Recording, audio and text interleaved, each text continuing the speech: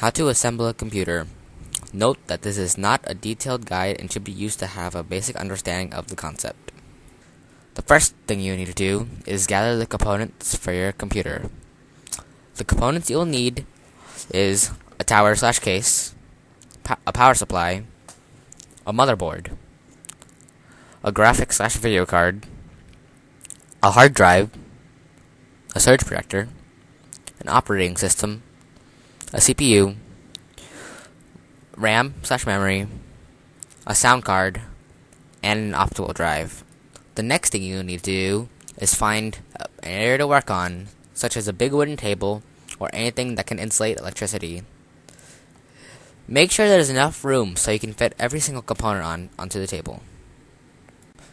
Now you must prepare the tower/case by opening it up and installing the other components and rerouting the wires to have a desirable setup. Now, you must install all the components that go on the motherboard now, such as a video card or RAM. Now you must install the motherboard into the case and secure it into the case firmly with the designated screws. The next thing you have to do is to route all the wires and connect everything together inside the case, and such as connecting the wires to the motherboard. Don't forget to install your video cards into the motherboard. If you haven't done that yet, you should do it right now.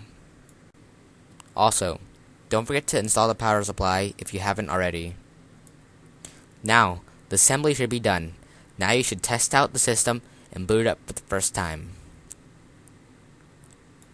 Once you make sure your computer works, you should set up your computer and install an operating system. Now you should be done. Your computer should be good to go. This is an example of a finished product.